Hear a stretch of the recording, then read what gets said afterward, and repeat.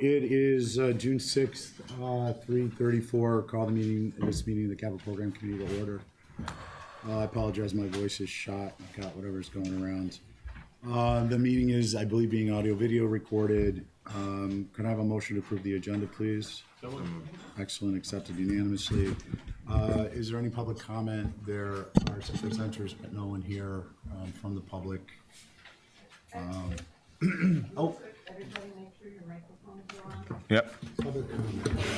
Use them. I guess I should bring it a little closer if I can't actually hear myself.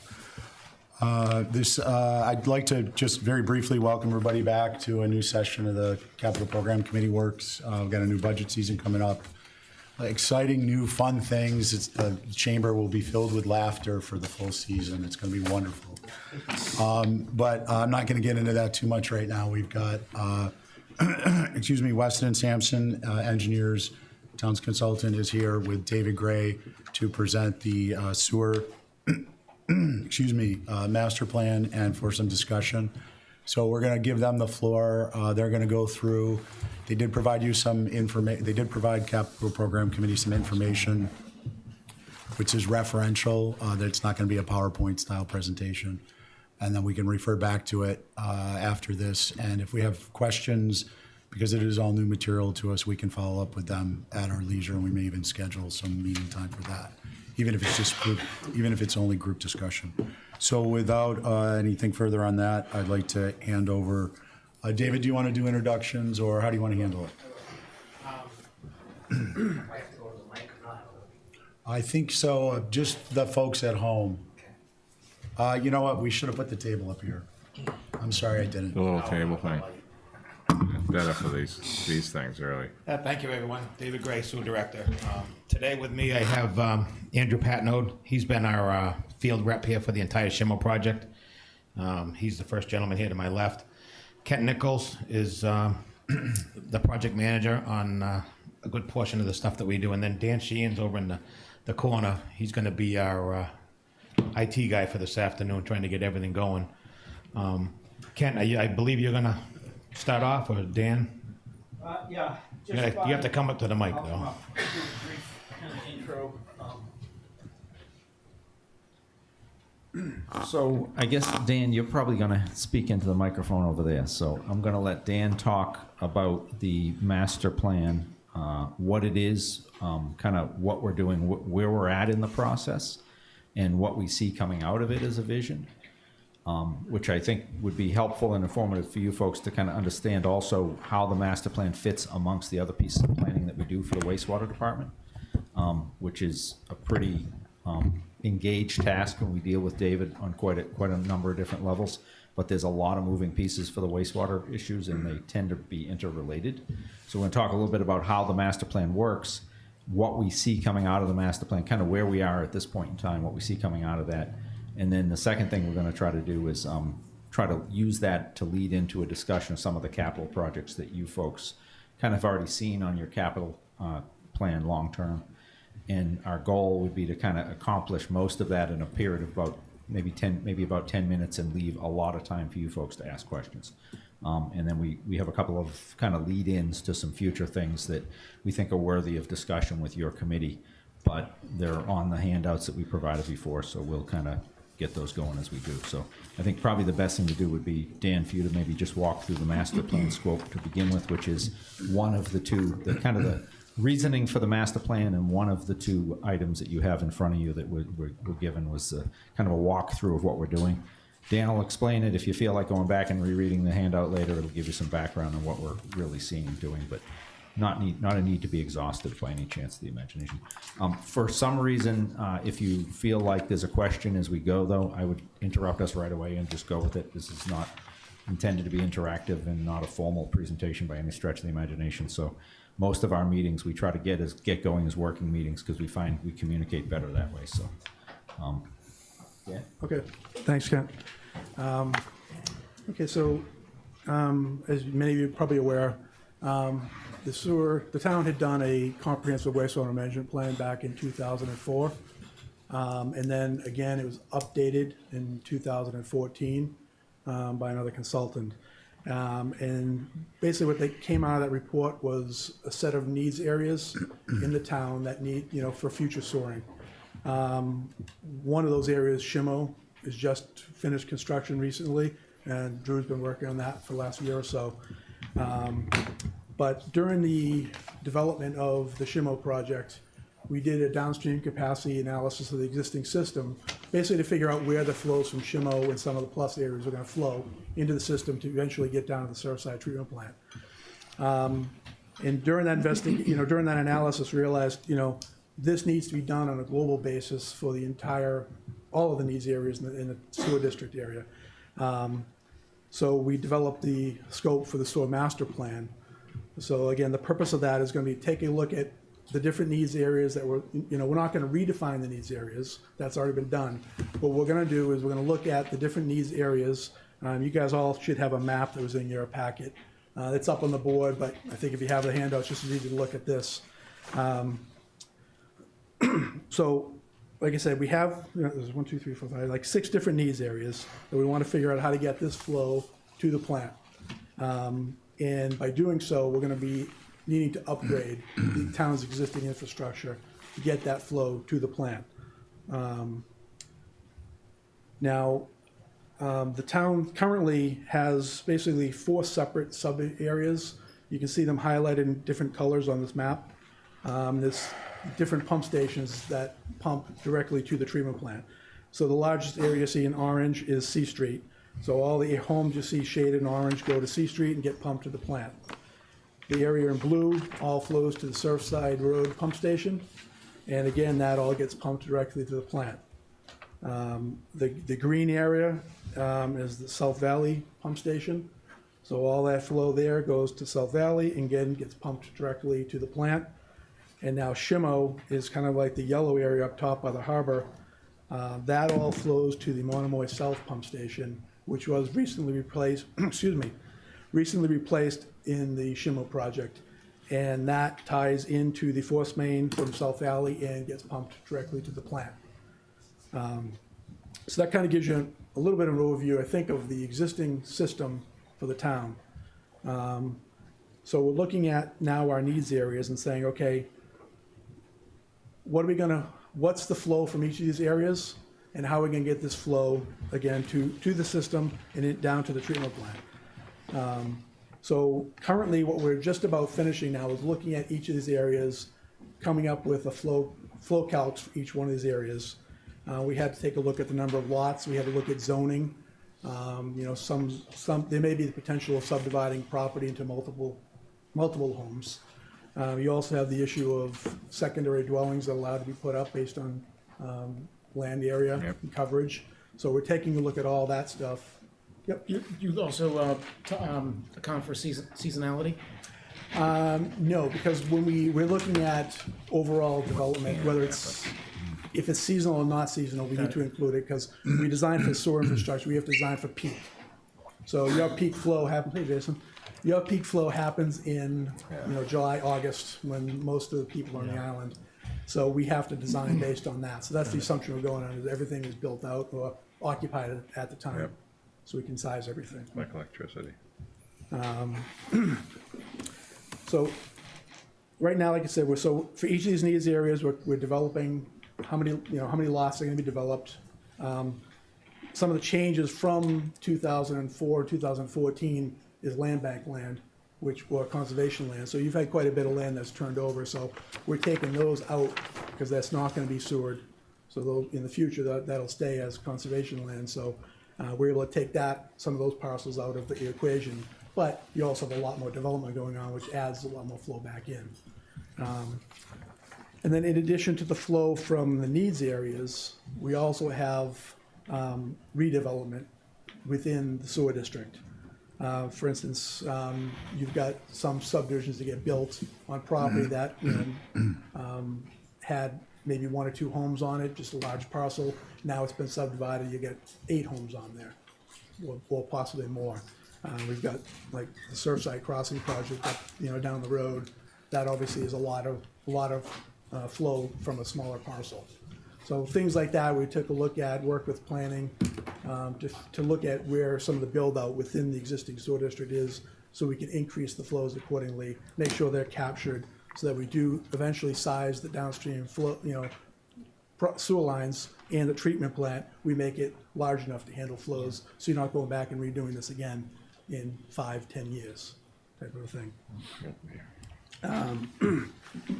So in the handout I gave you is a little brief description of the purpose and the background, and then some scope items. So the first task that we're currently just about finishing up now is the development of the flows, like I said. And then the next step is going to be doing a routing analysis. And that's where we're gonna look at each of the needs areas to determine where we're gonna flow into the existing system. And then from there, what part of the existing system has to be upgraded, rebuilt, resized, whatever, in order to accommodate the additional flows. And we'll get into some of those projects in a little bit later, like Kent had mentioned. So I won't go into great detail. You can read the different, future flows from different sub areas and what the different tasks we're gonna do in order to accomplish that. The next task we have here is to develop a force main system model. Currently, the town, you can see on your map, the town has the 3 major force mains, 2 from C Street and then the 1 from South Valley and Monomoy. And as you're aware, one of the force mains right now is out of service, the one that broke last winter. Right now, that's not in operation. It's only emergency use if it's needed. So David right now is operating with just the one 20-inch force main. Sorry, I'm still recovering from my my virus over the weekend. My voice goes every once in a while. So what we're going to do is we're going to develop an overall force main model. So tie the pump stations into the model, the force mains all the way to the treatment plant. And then we're going to build a future model that would accommodate future pump stations. Like one of the needs areas we talked about was Nantucket. Originally, Nantucket was presented as it was going to have its own separate treatment plant in 2004. Now in 2004, and then the 2014 upgrade, or update rather, it was determined to build a pump station in Nantucket and pump that flow to the Surfside plant, so you wouldn't have a third treatment plant in town. In order to do that, we need another force main, so this model is going to look at the potential of tying that force main in with a new force main from C Street, which now, because you have one force main that's no longer in use, you need a backup for that. So the potential, we'd like to look at tying those in together. And what that model will also provide David is in the future is if there's an area that's outside of one of these areas that wants to come into the collection system, David now would have a model available to him to be able to, give to their engineer to say, okay, here's the model, run your flows in the model and see what the results are going to be. Or David could do that with his own engineering system. And then next step, not next step, but one of the other things we're going to be doing is looking at the ongoing infrastructure planning in town. David's currently working very well with the water department, so whenever they have a water main project that needs to be rehabbed or replacement, and the sewer needs to be replaced, they're trying to coordinate that work, be done all at the same time, so that you're not digging up roads twice, so you're not repaving. As you're aware, paving here on the island is very expensive. So you'd prefer to do that once and not have to continue, repave and then rip it up again to redo it again. So we're gonna be looking at doing all the different infrastructure planning in the town and try to come up with a plan so that we combine projects together as they come up. Next task we have is to review the Surfside treatment capacity. That was done back in the CWMP in 2014, but now with updated flows coming from the needs areas and from all the recent redevelopment, we want to take a look at that to make sure that Surfside is sized properly and that, any additional upgrades that have to happen can happen under the next phase or be planned out for the future phases. You talking about the pump station or the wastewater treatment? The wastewater treatment plant itself, yes. We already know the Surfside pump station on Surfside Road is at capacity. That was already determined in the Schindler project, so that's a project that's going to be done. But it's being held off until we finish the master plan, so we know how much flow from these areas, like how much north in Somerset, how much south, all that flow most likely would end up going through to the Surfside pump station. So that has to be taken into consideration when we resize and rebuild that station. And then the last two tasks on your list are kind of, the actual planning of writing of the report, and then holding meetings with the town staff. We basically we had one this morning, this afternoon before this meeting. We meet monthly with the folks from planning and Roberto and David and a few other folks, just to get an update on the master plan and talk things through as a group. And we'll do that every month going forward, in addition to. So that's kind of a quick overview of what the master plan is and what we're doing. As Stephen said, if you guys have any follow-up questions, you have. Just one. Is this the first time we've done a master plan? Townwide? Sewers? I mean, the word master, Yeah. maybe that was the Yeah. CWMP would be technically a master, right? Kinda. Okay, So, my voice is cracking. let me answer. Okay, so it's an interesting question because planning kind of goes by a whole bunch of different names, so the terminology gets a little crazy. Traditionally, back in our history with the island is actually pretty significant. As a firm, we've been around since the late 1800s. We actually did a lot of the work in the early 1900s on the island for the town. As a firm, neither Dan nor I were around. No, I was gonna say. You look great, by the way. Do we get any Dan and I rebates? did do work on the island in Warranties? the 80s as young engineers, but back in the kind of 50s, 60s, 70s, we only used the term master planning when we talked about sewers because master planning was the way you came up with a master plan for the island.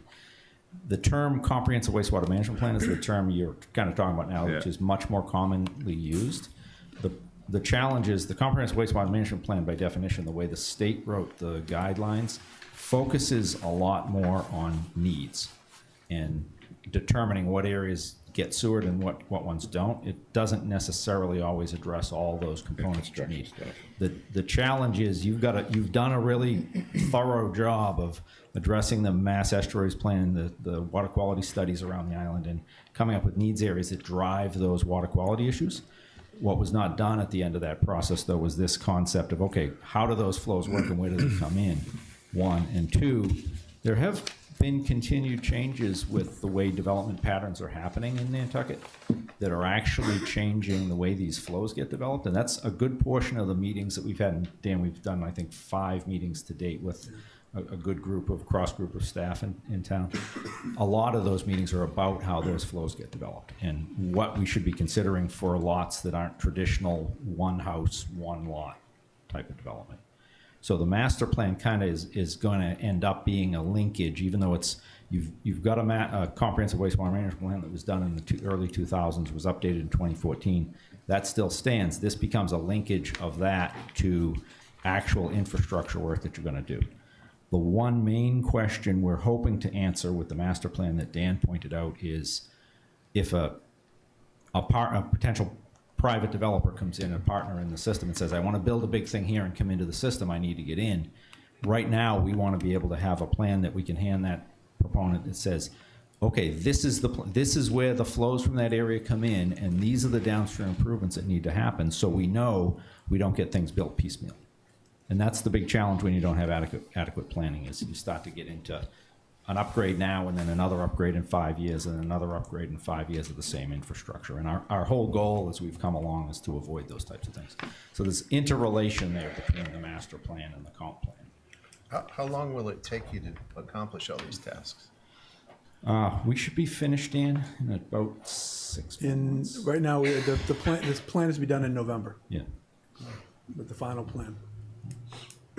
And again, it's a bit of iterative. I don't know how many of you folks spent time with the comp planning process, but now planning, we try to make it an iterative process where it's kind of an adaptive management approach, and you take a plan, but you keep it a living plan and you modify it as you go along. Part of the goal of this is to recognize a stepping stone in the future and Honestly, in a few years, you may go back and want to tweak a portion of it or another. But our big goal is to have a really good guideline, because you've got a lot of capital projects.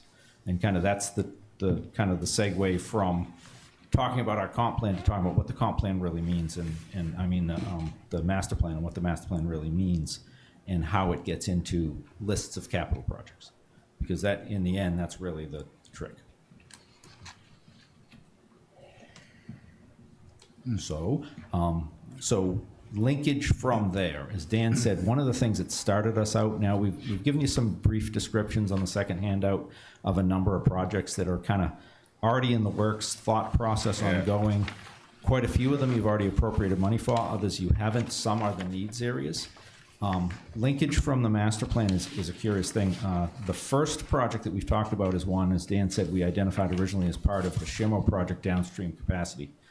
A good example of the way this works is, if you noticed when we did the recent sewer project that Drew was out here for the construction for, and is continuing to try to get paving down for, we did Vesper Lane. Well, if you remember when we voted the project, Vesper Lane was already sewered. But it wasn't big In enough. fact, the plus areas that are tributary out in the Meadowview area, plus future flow contributions from these future areas, when we looked at the capacity of those lines, we said, Vesper's got to be upgraded. And the problem is, the upgrade we needed to make just for the SHMO project would have only bumped it a little bit in size. And it wouldn't have recognized everything that was going to happen out in the Hummock Pond area and some of the western areas that are going to get developed and brought into the system. So we actually looked bigger picture and tried to pull all that capacity in. So Vespa's now a good example of a line that got upgraded for hopefully ultimate future capacity. We wouldn't have to do that. We also identified some things downstream of Vesper, but the challenge with those is they were very much subjective to what other flow patterns we use to bring these future needs areas in, and what other things would happen in your system in the future. So we identified the Surfside Road pump station and the Surfside Road tributary system as an area that definitely needs upgrading. But the challenge is we want to know the answers of how big. What is that flow management, how it comes in and what it is. So a good example of a project type that comes out of this that we already know you're going to have a project on is the Surfside Road one. And we've done legwork on this in the past. You've appropriated some money. You've got, what is $5.5 million or something that we've appropriated in past town meetings. We also know quite a bit about the nature of the project, to the point where we've actually put in funding applications to Massachusetts DEP for low interest loans so that you can actually do the project if you want. At some point, this becomes a real project when we're certain that all the sizing is capable, and that's one of the reasons why we're pushing to complete the master plan pretty quickly. Example. Are these listed in priority? They're really not, but we kind of list them in order of what I think kind of helps tell the story of how things come together. So if you let me exemplify that. The second project is Surfside Wastewater Treatment Facility project. And going hand in hand with the capacity of how we bring things through your system, which is really the goal of the master plan, one of the tasks Dan talked about was also assessing how much capacity is actually at the plant to treat that flow.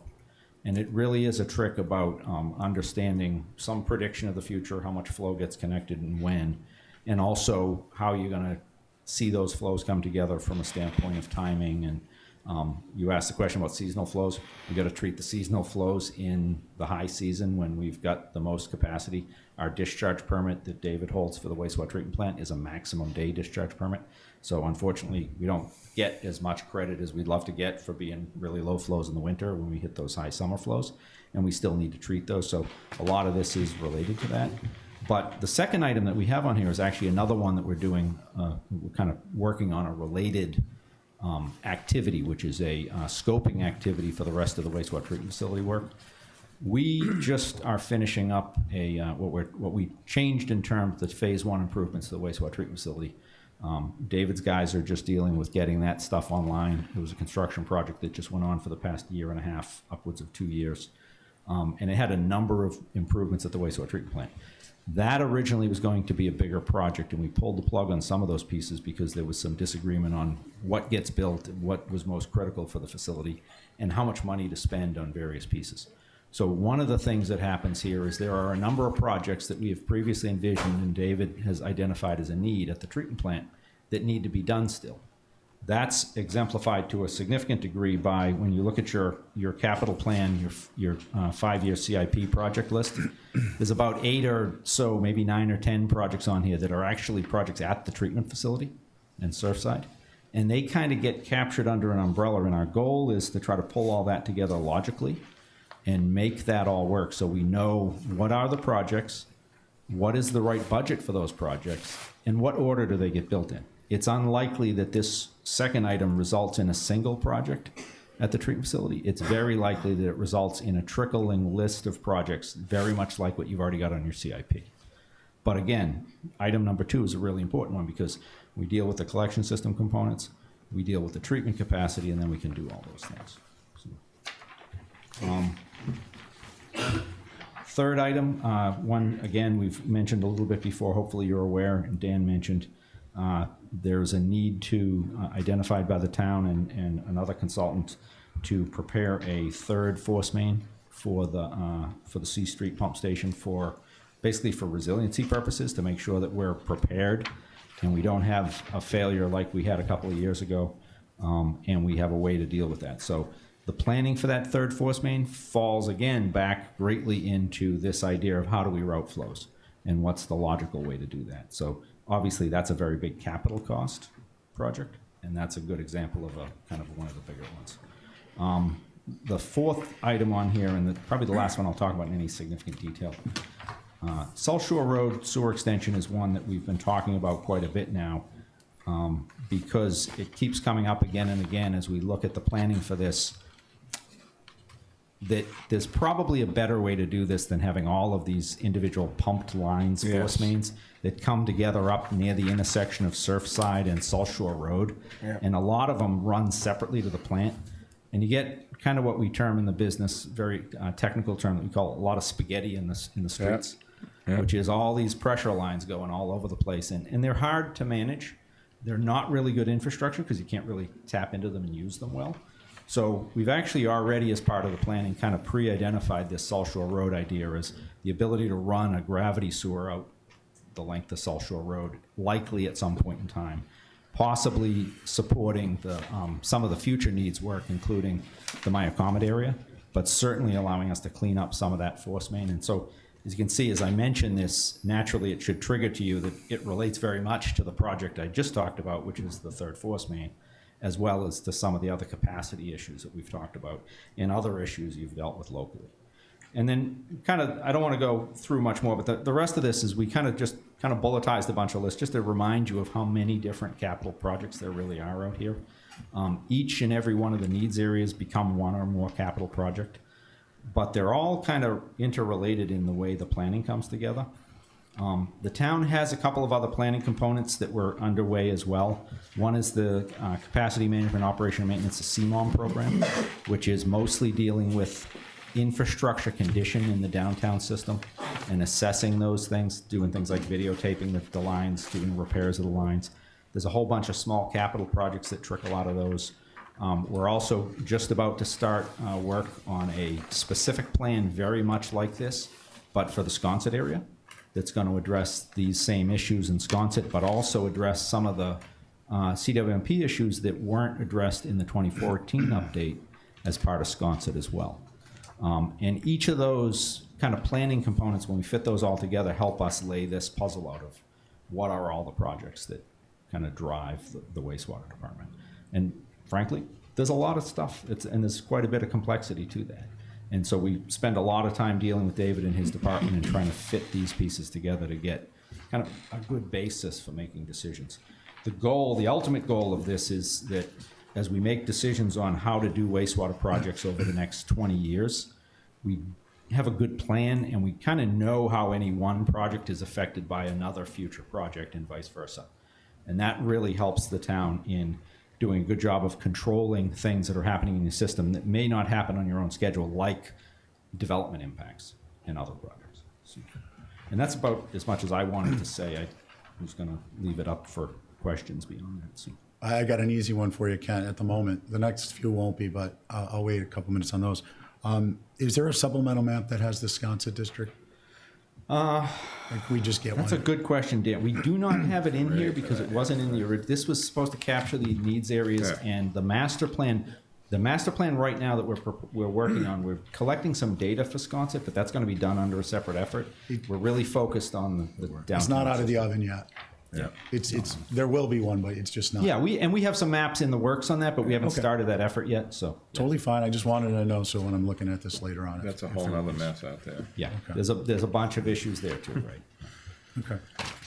Would you like us to maybe ask some questions, and then you mentioned some leads you had for us? Yep. Do you guys want to, is there any questions you think of at the moment? Jason, then Christie?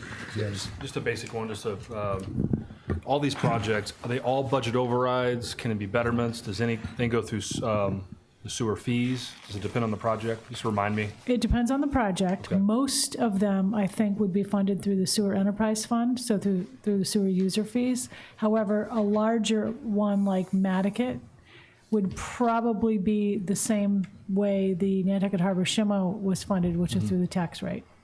Right. And the force main, probably The force main an would, override. well, that remains to be seen. Okay. So there's options. There are options. There's not a whole ton of options, Right. but there basically would be an override or sewer users, User or fees. some combination of both. Okay. Christie? David, is it safe to say C Street is kind of the big sort of pump station? About 80% of the flow, yeah. Okay. And it's just a thought, instead of putting another force main there, would it be prudent to maybe start a new pump station and do 2 force mains in a different pump station, so we're not relying on that one location that, as we know, is in the flood zone? I'll fix that, though. And maybe take a different route? So we are addressing that as part of the planning. We've talked extensively with David about kind of the pressure on C Street, and we recognize, obviously, what happened, last winter, a winter ago, draws everybody's attention to this issue, so it's a very big one. The thoughts that we've come up with thus far is when we did the Shimo project, the first thing we did is a lot of the Shimo area was originally supposed to flow into C Street. And I don't know if you've kind of understood, but what Dan talked about is what we actually did is that area that's now in kind of orangey here, I forget what color it is on your map, but that area now, the Monomoy pump station, we've actually redirected as part of the project. And that area now does not flow into C Street Right. anymore. It used to flow into C Street. That whole area now, plus whatever gets extended in By the the future, post office somewhere. now comes all the way down through the South Valley Force Main and directly out to the plant.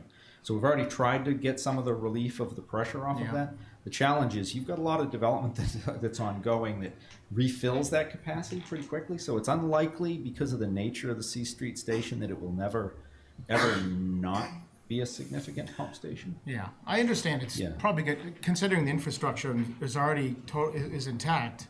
But running new stuff there, I just thought with the issues we've had in the past that we have a location that's a little bit more stable. And if we're already putting a force main in, to maybe apply it to another area, but it was just a thought. I mean, the challenge is intercepting flow Yeah. at a spot where you can take enough flow out to make the impact on the C Street pump station so much lesser. The big thing you don't have the luxury of doing in your system is you walk downtown. We don't have the luxury of digging up the gravity sewers and reversing the direction of everything. Yeah.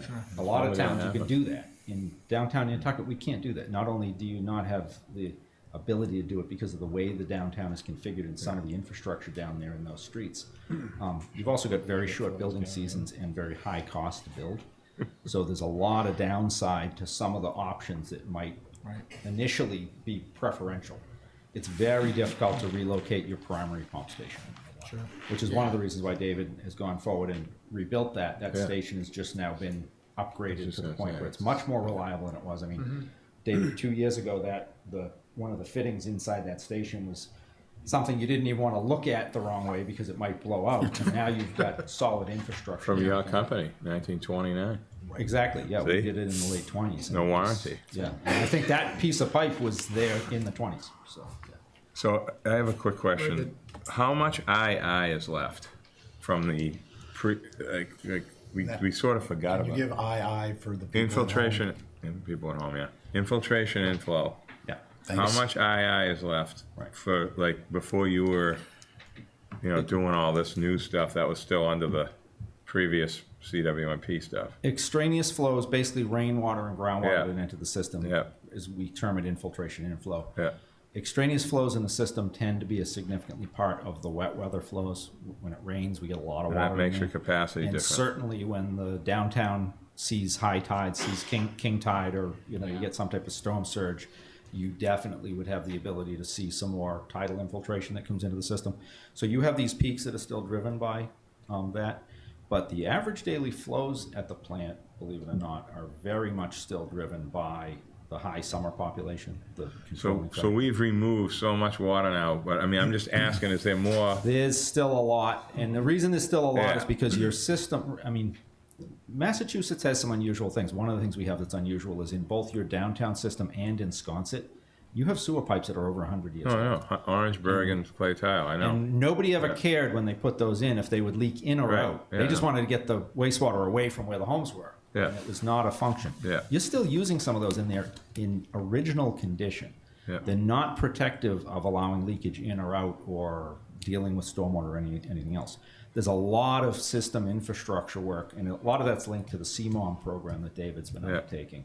But there's still a lot of improvements needed there to control those wet weather flows.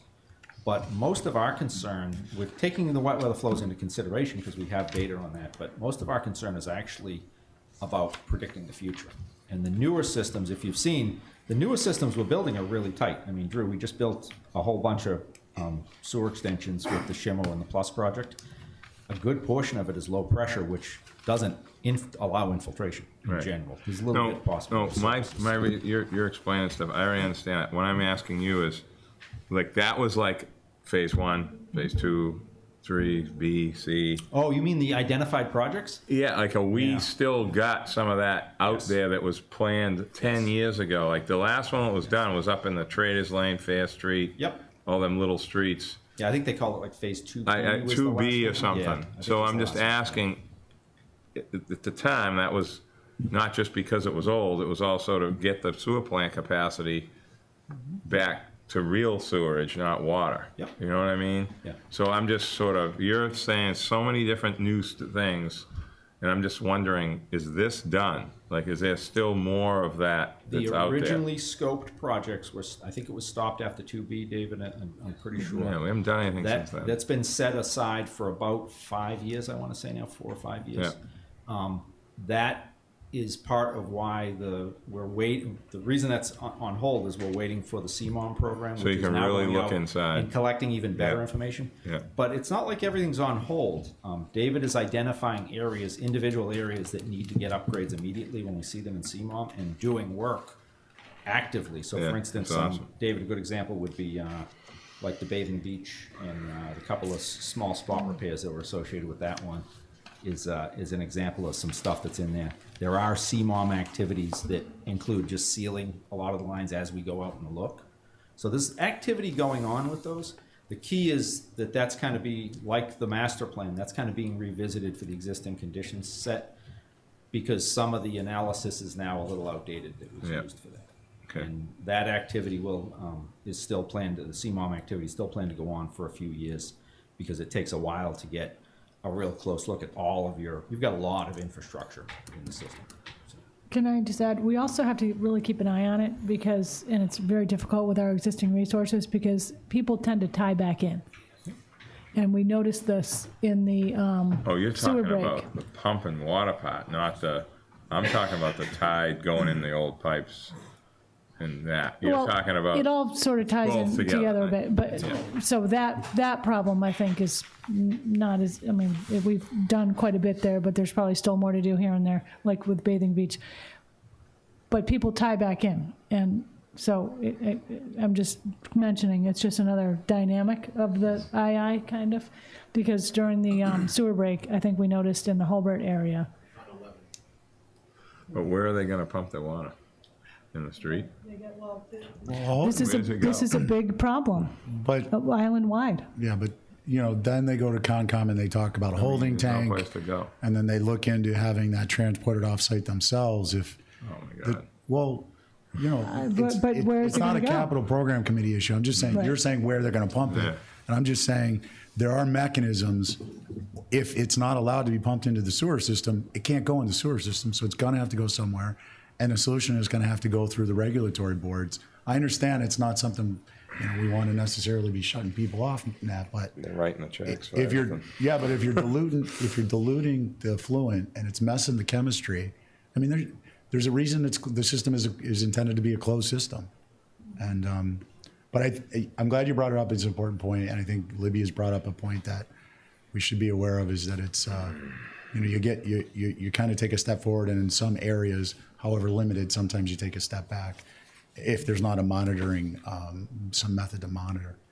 So one more thing, Please. Mr. Chairman. So I'm just asking, it seems to me the new force main that Christie was bringing up is like the next big ticket, have to get it done now thing. Reading this quickly, like we got to map that out and get cracking on that, right? Because we're running on what we don't know, even though I'm not worried about things breaking, because I think that was a one-time So odd thing. but- David's working on implementing that now. He's got some money budgeted for at least the design phase of that, and I think you're gonna see that come back at town meeting very soon for the Yeah. construction plan, so. Okay. All right. Anyone else at the moment?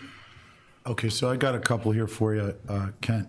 I think I'm just looking at the list of projects for the draft for discussion today, and I didn't recall. You said that these are not necessarily in order of priority. Correct, yeah, Okay. I mean, there's a couple, for instance, at the bottom, the Sconset comp plan, the CMOM are ongoing. The Okay. the Wannacomet water coordination projects are actually planned and punctuated already in your capital plan. But some of the projects ahead of that are just the needs areas, and those are TBD when they'll actually get voted. The So- next needs area that we actually have been talking about that you voted before was Nantucket. And so, but there's every other needs area eventually has to fall into the capital. No, that's helpful. So, and I understand this is a draft for discussion purposes, and it's kind of emergent discussion with the capital program, and you're working work groups. One of the things I think would be helpful is if we were to get this in a format that does kind of architect in priorities and also some of the interrelations. So I wanted to mention that because, looking at for instance, the Hummock Pond, Hummock North and Hummock South needs area, it makes me want to zoom out on this for a few minutes to a little bit different level in looking at the topics. We understand we really have kind of two areas of discussion here. One are projects we understand need to be implemented, have been discussed, are on the SIP. We're, to some extent, we're waiting for additional information from different parties, necessarily because there's other things have to happen, or because we just need to get engineering or other information. And then there's the planning stages, which is more about some of these needs areas. And that's why I really want to zoom out. I don't want to get into a lot of detail on this, but I think I'd be remiss if I don't mention, I think that, I'm wondering if we're missing some opportunities here in tasks 1 through 5. I'm not seeing anything that addresses the effect of expansion. So for instance, scoping and forecasting the effect with respect to the capacity, and this isn't necessarily a sewer engineering thing, but it is part of a master comprehensive plan thing, looking at, it's a 20-year plan, we're talking 2040 with the municipality involved. That's going to be useful till 2050 or 2060. It's going to be used. The other element of that stool, which is why this is so important, I believe, is that we have a select board that is always also our sewer commission. And they're going to need to rely on this report almost as it's a comprehensive everything, so that they can be making determinations on the fly in a way. Some of this is going to be capital pre-programming, but there's going to be policies and other things I think that are going to be important that they'll need to refer back to this. So with those comments in mind, I'm thinking we're missing an opportunity, however it gets worked into the process, for tasks that address scoping and forecasting the effect of expansion on the town's resources. And by that I mean the municipality's resources for fire, police, and other for added build out. Because as you mentioned earlier, we're not just talking about most communities where you have a primary, and in some areas you may have an accessory apartment. We're having primary dwellings, secondary dwellings, and in many instances, tertiary dwellings. And this isn't, I don't want to get into, I'm not getting into a thing on development here. It's more just to bring up the topic. But the next topic then is the development aspect of it. And that's the other task I would suggest would be important, is scoping, forecasting, and working in some type of the comprehensive plan, the town's comprehensive plan for zoning, which involves community input. The idea of, and this becomes political, I'm going to get political about it, but it becomes a political topic, and it goes to the select board as whether they want to, if they want to do this or if they don't, if they want to put it in this process or not. But I would suggest that there's an opportunity to at least be plugging in a place for a task to scope, forecast, and integrate the comprehensive plan in terms of the desirability of expansion for areas, for instance, like Hummock Pond North and Hummock Pond South. And even more recently, where it has been a political issue, has been Nantucket and Warren's Landing. But maybe deal with those areas that are further out first because they're less of a hot potato. But it's something I wanted to mention because this is the first chance we're getting to look at it. And I have, a select board member here and the town manager, and I just thought I'd bring it up. You may already be looking at this, and it's just not in this paperwork. Well, I would just say that, correct me if I'm wrong, we have had discussion about build-out under current zoning. Yeah. So, and that's all we can do right now. The town-wide master plan is not updated right now. Right. And I understand it is going to be. So so we don't know what might change in these areas right now. We can't really work that in. But we've had Andrew's done quite a bit of work on a build-out analysis, for example, in Nantucket, if sewer were to run out there, based on current zoning and what the build-out would be if everything were built out. And can I ask? Is that what you mean? No. Yes and no. So what I'm suggesting is that one of the tasks would be then to take that information and extrapolate out that we know that a percentage of homes are summer, seasonal, weekly, year-round. We have an understanding of our fire services are required for a proportionate amount of seasonal, year-round, or weekly rentals. The ambulance service, the police services, municipal services, what is the load going to be, so that we can be talking about and thinking about planning those things in addition. And I understand that, in part because this is fixed based on the existing zoning, we actually can get very granular with that information. I understand that as soon as the zoning changes in that area, it's going to change it. But at least we have the data set, and we would be able to, for the SIP purposes, we would be able to plan out. Well, we know that I don't want to start a firestorm on this, but we know that a particular area may get sewer, and it would actually increase the number of homes. Does that require, keep it simple, do we need a fire truck more? Do we need another fireman? Do we not?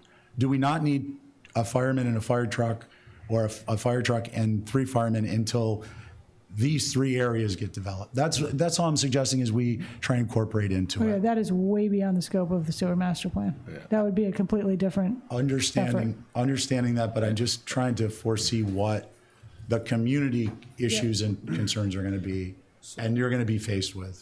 So I do think, and as Libby said, we've been spending a lot of time with staff, including the land use and planning folks. Andrew Ross has been a huge part of our discussions. Yeah.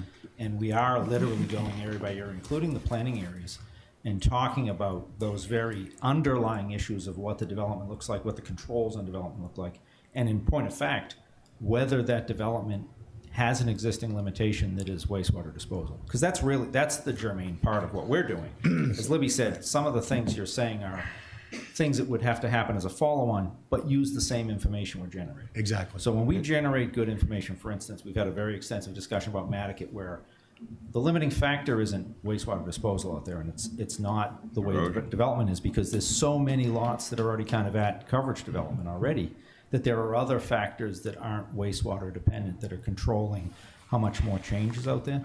Those are crucial for us for planning the capacity issue, but they're the very same items that inform those decisions that you're talking about. So we can develop a lot of that background information, and as Libby said, I think the technical part of then making the projections on fire and other things is kind of a master planning task that you folks need to do as community planning, but could certainly be informed by a lot of the information and the discussions we're having, because we are getting fairly granular. I mean, we've been looking lot by lot in quite a few places in this, and spending some time understanding, you know, what's going into protection, how much is in open space, what's in land bank, what's changing, what are the nature and rapidity of the changes in each area. It's pretty intensive, and that's been a lot of our last few meetings, to tell you the truth. Thank you. And so the reason I mentioned that is not to like, oh, tomorrow we I need had to that start. written down, I just didn't want to say it. Okay. I wasn't gonna get into fire trucks, but I Well, can give you an example of this, it's easy. I It's was- 3M subdivision. Well, there you Easy go. one to give you.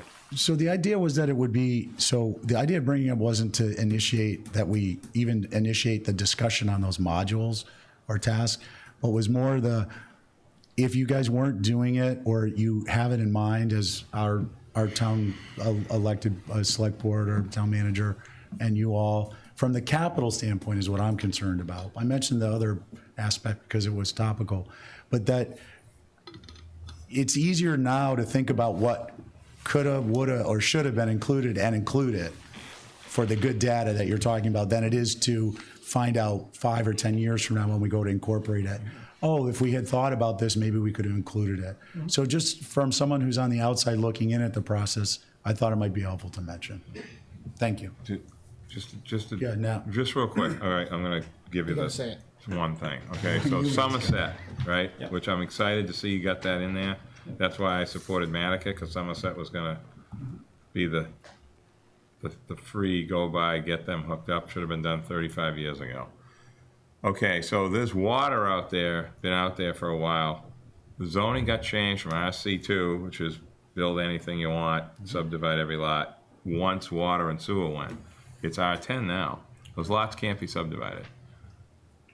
If you look at, take a ride, David will take you down Dock Rider. Dock Rider's got water now, brought down there by a private party. The development that can happen there under R10, the lots are somewhat oversized, they're like 18, 19,000. It's not gonna change anything if it's sewered, very little. So the fix has already happened by getting rid of the RC in those 19,000 square foot lots that have all could have A&R'd if there's sewer. So same with Mizzen Mass. Mizzen Mass is R10 limited, even though they had sewer and water, and those lots are preserved. So when Nantucket's got water now, we changed some zoning to make less building happen. No one hears that, but that's true. There was a huge fear when water was gonna go out there. Now, it's sort of, nobody even talking about it anymore. So, the thing about this is, you have to look at raw land that's like got nothing, what all of a sudden could happen in the zoning and that kind of thing. And then some of it's already been fixed. I don't think it's that huge of a problem, especially out in the Hummock area. There's already a lot of R20 out there. It's already getting built. Yeah, and you're absolutely right. We've been looking at Fire that. protection got brought out there a while ago. Yep. There's fire hydrants in the middle of nowhere out there. But We- Matt, we that's, liter- that's why I brought that one up, because So, it's not contentious. Just so you know. We It's not literally as talked contentious about as it that- could be. That very issue, even just today, and we had talked about it in our last meeting, those Yeah. same locations and the specific areas and the nature of the changes. But it goes kind of back to your underlying question, which is, there are things the town may want to make for decisions. For instance, there are a few of these areas that might require some further zoning thought. Yes. Before we Pieces, vote to Clara put sewers Drive, out there. there's a couple of them. But there are also a few where it's not a driver. We believe, like Nantucket, it's not a driver anymore, based on what we're hearing. And we spend time, like I said, Andrew and the land planning folks, that they're involved. But we also have Roberto and Health with us too, understanding what the real limitations are with, because if there are not real limitations with the septic systems, then flipping them to sewer is more about a public health issue and an Correct. environment issue than Yep. anything. But that combination of brain power, along with Jeff Carlson, who sits with us with this working group, kind of gives us the lay of the land, and we have these fairly granular discussions, and we've been through that. I think the challenge is, I started to say, and you've actually made this even clear, the whole thing of managing it municipally is a real complicated aspect. We're saying it's complicated just to manage just the wastewater piece of it. And we're trying to get our hands on just managing the wastewater piece smartly. And I think we can do that well and produce some information that can help you inform other decision making that the town will have. But we do have to try to bite off what we can chew a little bit, and that first part of biting off what we can chew is this concept of why we want to get the master plan done in a relatively short period of time, because once you get into some of the policy discussions, it's no longer an exercise where we can work hand in hand with staff and get it done. Then it becomes the purview of the select board and the other boards and the citizenry of the town. But I think we are trying to get to the point where we can make some progress on things that are fairly critical for the community to have answers on. And then hopefully you can build from those. Well, I just thank you and David and Libby and the select board for getting on this and staying on it. You're making it manageable information that committees such as ourselves can take up and pursue what we need to in our purview. So that's helpful, and I just, encourage you to continue that. Appreciate the fact that you're giving some areas to output other data by letting other groups plug in if they need to, by thinking ahead. That's just really important. And it's good for people to understand that you're doing that. So you had mentioned, Christy had a question, and then you had mentioned you had some kind of lead type comment or projects. Did you have some others, or was that the end? I think we talked about was most it? of them. I think the only We might other have one, covered it. Yeah, I think the only other one that we were going to give kind of a quick update on is, as an example, is the next one that you had on your list was Nantucket. And at Nantucket, we know, as Libby pointed out, we're waiting for some water quality data back right now we've asked the MEP folks to re-examine that, and that data is coming back with a separate working group that they have in place for Nantucket. But there is kind of a near future opportunity to decide what way the town's going to go. Are we going to continue to defer those areas? Are we going to reanalyze? All right, before we One get thing that's a really good piece of data that we have for that is, having finished the Shimo area, the Shimo and the Plus area projects, we're pretty much done, Drew. And we're about, Brian may know the answer better than I do, $18 million under the appropriation, finishing the job. On the order, depending upon how much we spend on the last few little tidbits. Okay. So it's a realistic data point for you to start to think about as a community. What are the next steps? And it's something we've been talking about with the working group. What are the next steps you want to think about as you prioritize these? Because I do think, well, there's a lot of needs areas here that come into play. Nantucket was the one that you were driving to next from a water quality standpoint. And once we get that answer, we'll have more information to talk about. So that was kind of a teaser of maybe some next steps on the bigger scale versus the kind of the down-to-earth capacity things. That'll bring up a question. Richard after Christy. Christy? Just a quick question. I was just curious to know if there's if it's difficult to determine the needs areas. In other words, outlining the needs areas. Is there a little science behind it? Obviously, there's sometimes a main road that makes it easy, or there's a field next to a neighborhood. But are these set in stone, or is there room for change, or There is. It's quite a bit art. There's a lot of science involved, and you usually try to capture all the density of development within certain areas, and you try to select boundaries that are environmental boundaries like ponds and streams. But to a degree, it's art when you see the shape and size of the districts, and some are straight lines and some aren't. You just know there's some liberty that you take with drawing those boundaries. The one thing I just want to make sure I underscore appropriately was the town spent several years updating your comprehensive wastewater management plan. Weston Sampson didn't do it. You had another firm working with the town for a number of years. There was a lot of public meetings to support that. The needs areas were developed as part of that. One thing we're not doing is repeating things that you've already. We're trying very hard to make best use of the data you've already generated, and we're trying to help you make good decisions on other areas that aren't cleared up. So we have not gone and retooled the limits of the needs areas. The only time we've done that is when we got to the design of the Shimo and the Plus area project, and we got to the nitty-gritty of how we're going to sewer an area. There were a few lots that either jumped in or out because they made no sense the way they were drawn in, but you either couldn't get to them or they were not drawn in, and we were going to go past them anyways. And so when we did that, we brought those back to town meeting before we went to Shimo and had those kind of limits amended a little bit as we went forward. But other than that, there's very little that will probably change in the needs areas until you get to that design point. Yeah. That's really the time to do it. Great, thanks. And a lot of those are logistical decisions.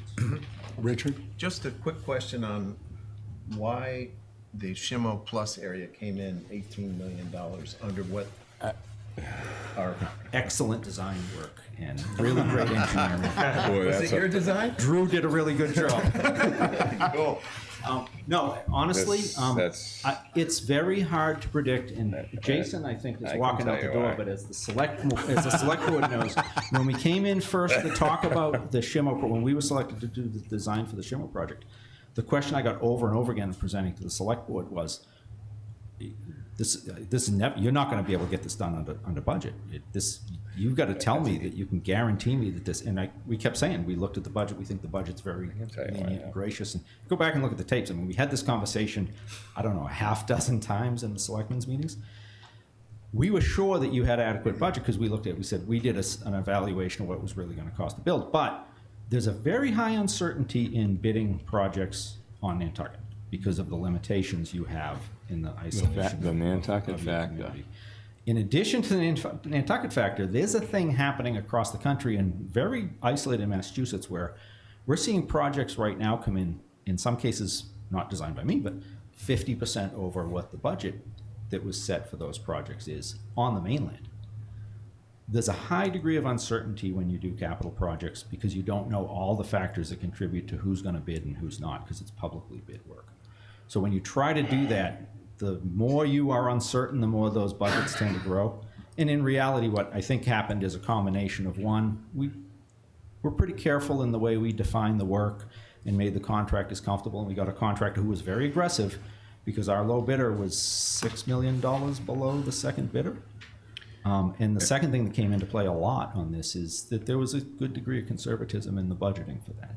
And I think we've played both of those to the advantage to get you a good project delivered well within the budget. But it does beg the question, if the same budgeting was used for other areas and you went to town meeting for 81 million for Nantucket, is that really the price tag for Nantucket? That's the only reason I think it's an interesting data point to talk about. And again, you folks know better than anyone, predicting capital project costs can be a bit of a crapshoot. It's very challenging. So, go ahead. No, I don't know, we shouldn't even really be bringing this stuff up. I don't know if it's the right thing, but the reason it happened is because we never had a bid from other people. Once they dabbled in, Bobby Hour dabbled into Nantucket, it changed everything. Yeah. I mean, they didn't Became want to competitive. come here yet Yeah. with all the insanity. You don't just come to Nantucket and do a job like this. And they got a lot of experience doing it on the Cape. Yeah. Like a lot, so CC was doing most of it. Yep.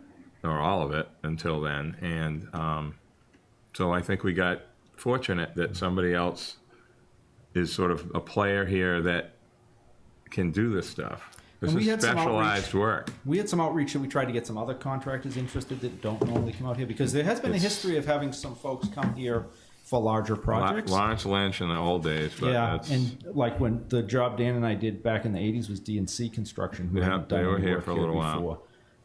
But there's an art to getting those folks interested, and we got some folks interested, but there was only one of them that ended up submitting a bid even. So Yeah. it was like, you can do a lot of legwork, but you can't really get anyone who's not comfortable with how the barges work, Yeah. the ownership and the coordination of those, and what the competition's like, how the big one here is how the paving works. I mean, you've Yeah. got some constraints that are challenges for contractors.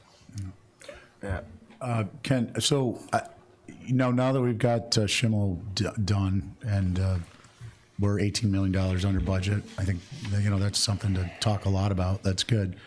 I'm just curious, I would like to try and incorporate from the capital program side of it, now that we have real numbers that we can use as kind of a baseline, at least with respect to discussion of projects at the committee level, to differentiate between what the baseline cost is and what the Nantucket factor may be.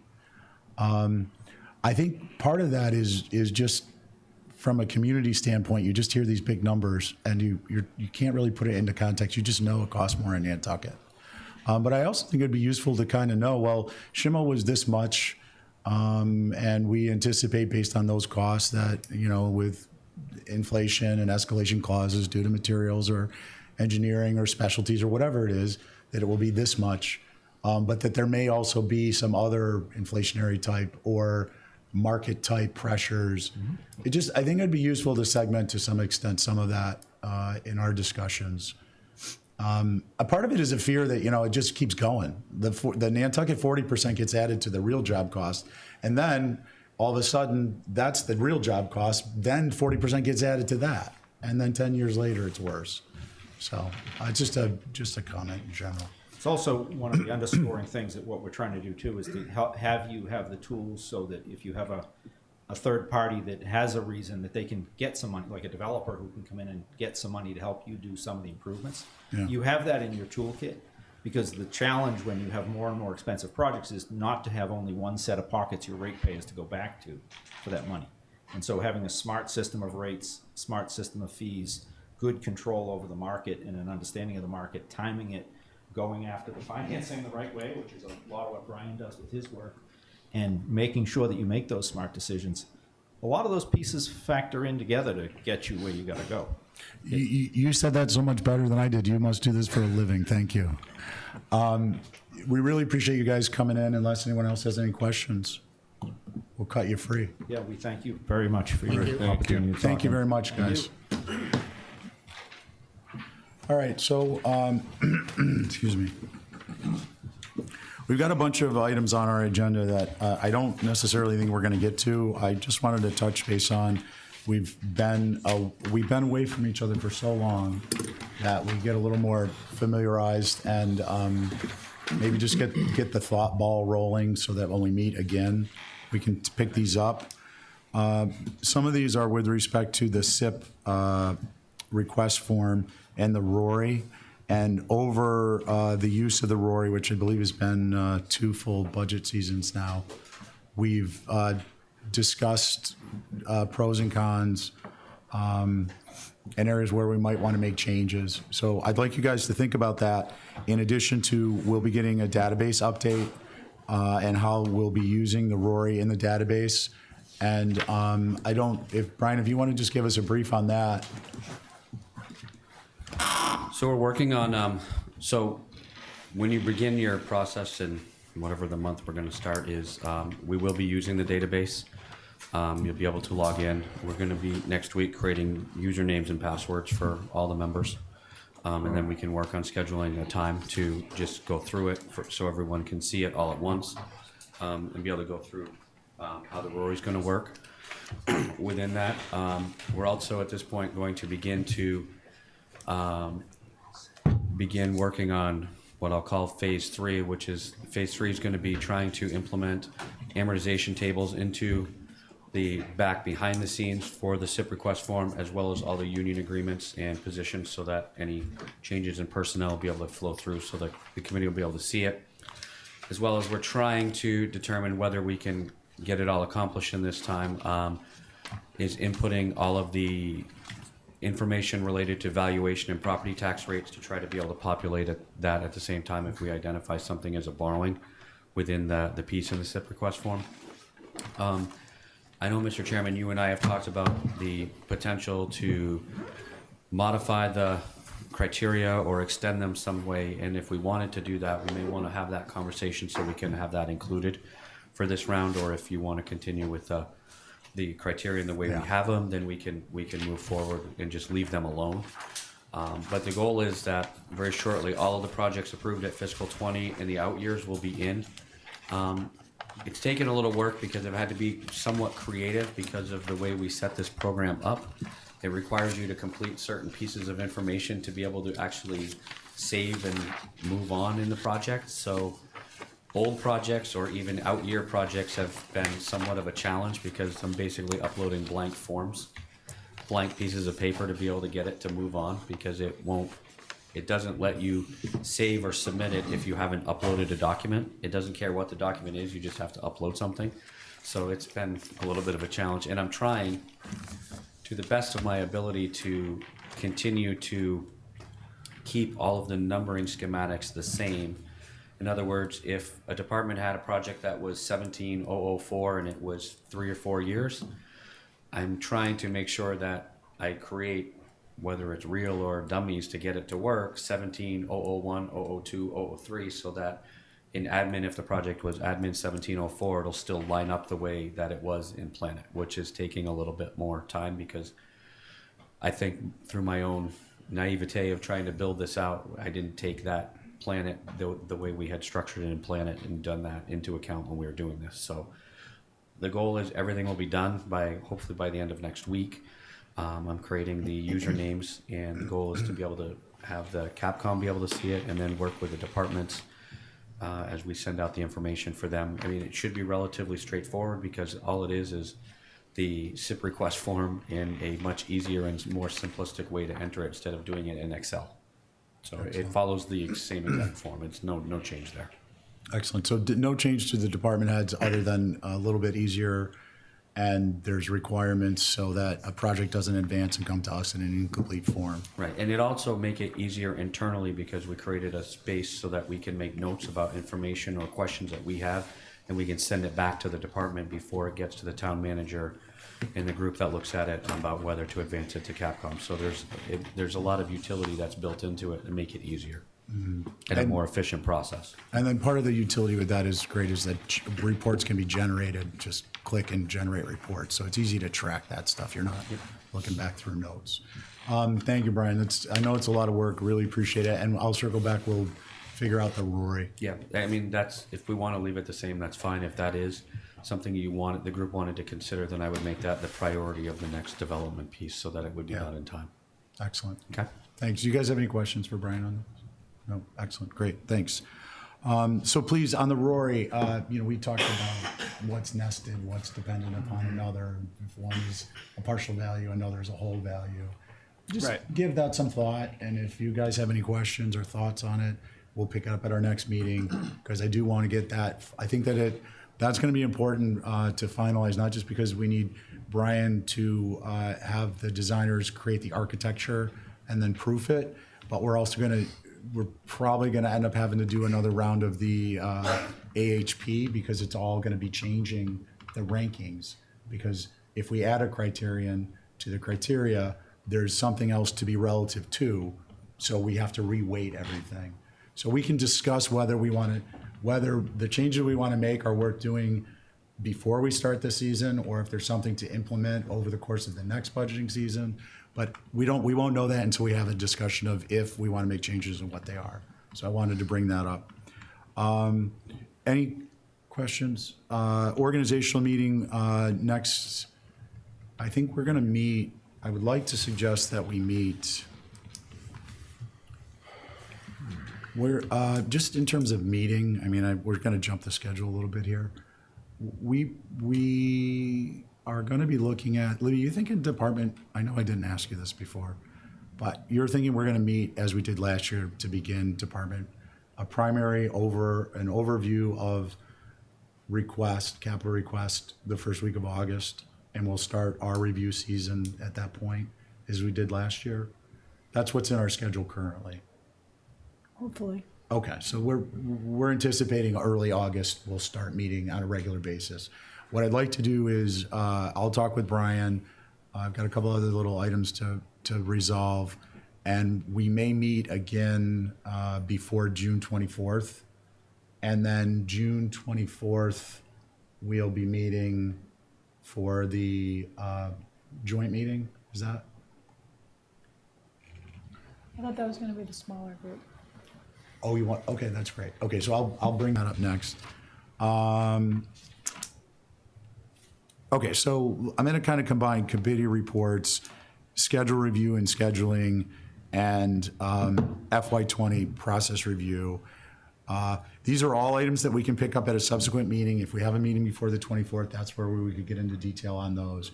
What we're working on kind of in preparation of the budget season is that there will be a group that reviews with annual town meeting in our rearview mirror. Basically, the idea is that we need to plan in an integrational way strategically. And when I say we, it's the Capcom with the select board and the finance committee. So we're looking at doing some strategic integrational planning in a small group that would make recommendations to the larger joint meeting group of those three, the select board and those two committees. Part of that will look at what happened in FY20 projects and what we would like to see happen differently as representatives and make recommendations, again, to our respective committees for the future budget year and budget years in the future. That's the meeting Libby and I were just discussing, which would be June 24th, would be a small meeting for some strategic integrational planning. So, if you will, the idea is that we have SIPs. So that would be little SIPs getting together and having short meetings to come up with ideas and discussions that advance the goals of the policy decisions made by and strategic goals of the select board within the financial means of the community and the town, and to address the needs of the community as best we can when it comes to presentation of information for the voters at annual town meeting and the ballot and other topics of interest. So that's kind of an encapsulation of what that meeting is Libby and I were referring to. That's an encapsulation of what the SIP concept is, and that it will take into consideration, from my point of view as an involved party, that Capcom FY20 process and some thoughts on 21 going forward. What I'd hope to do was, if we feel there's a need, and we can determine that now, to make changes to the Rory, to really delve into what we may have done different in 20 for fiscal year 20 and for the future fiscal year 21, that we can have a brief meeting to discuss that, if you guys think it's important to do. I think so. That was the one thing I was going to suggest, just making sure we want to do it the same or a little differently. There were some comments. It's nice to hear what everybody says, but I know we don't want to influence each other's scores. Right. Is there an in-between where we can hear from everybody as we go? Yeah. Versus waiting? Yeah, and I think, we have a little bit of time to talk about, I think one of the benefits of having the inputs be something we can do as we go online individually, there's going to be a lot of efficiency, I anticipate efficiency created by the way we are handling the information going forward, utilizing the database. So that should create time, or at least a little bit of latitude to be having discussions.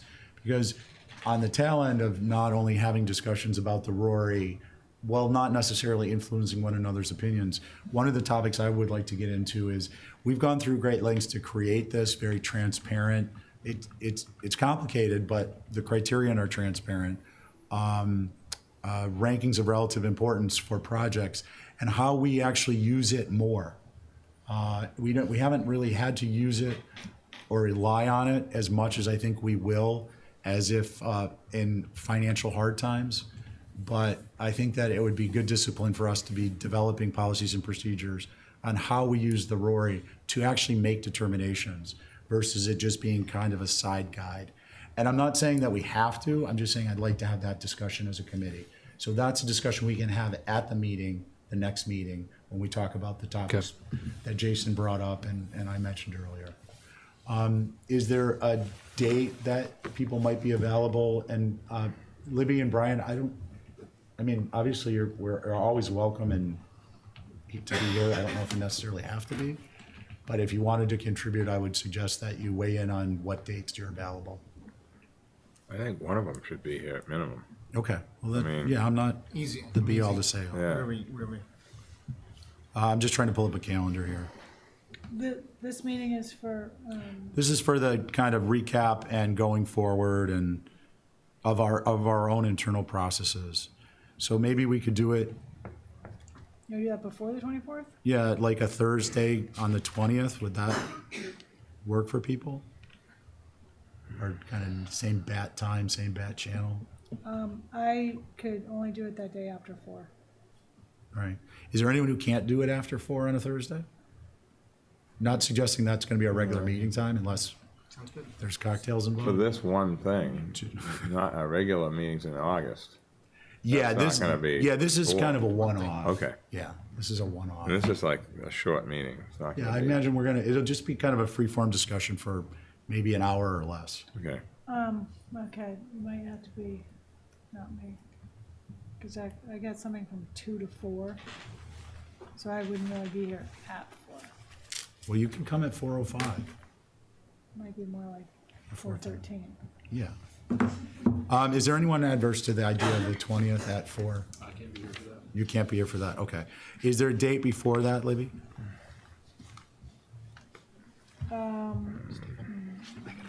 Okay. I'm good. Okay, thanks, Christy, really appreciate it. I guess I could potentially try for the 13th at 4. Okay. Anyone, concerns, issues? Christy, the 13th at 4. Okay, so let's please set that up, Okay.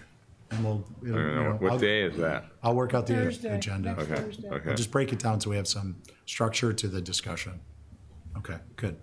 All right, so that advances us through. Thursday at 4.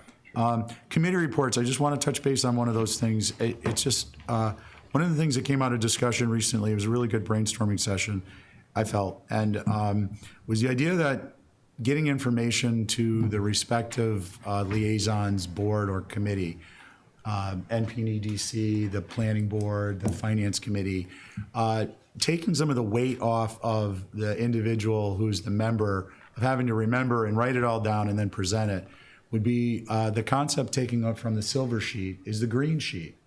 And what it will be is just a formulaic sheet that has information that is being discussed that may be maybe categories of information or topics broken down into subcategories to present information to the respective committee or board.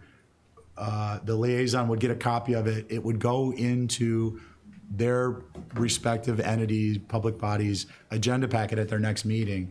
Their membership could review it. If they have questions, they can ask the liaison. If they don't, they don't. But in that way, we're distributing information on a regular basis so that there's no surprises. And if people have, if individuals in the other public bodies have a concern or a comment or a question, we get them asked, hopefully maybe it'll be often, maybe it won't, but it'll be early as opposed to late.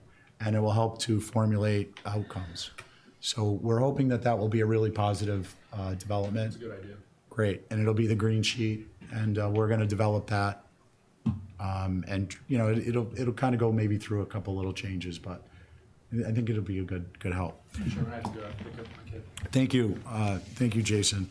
So I think we can skip good of the order at this point, and we've established date of next meeting, which is June 13th at 4 p.m. The location to be determined. We'll shoot for here if we can. Upstairs, otherwise, I guess, or the water company. Is there any other comments? Excellent. Can I get a motion to adjourn? So moved. Thank you, Steve. Thanks, everybody.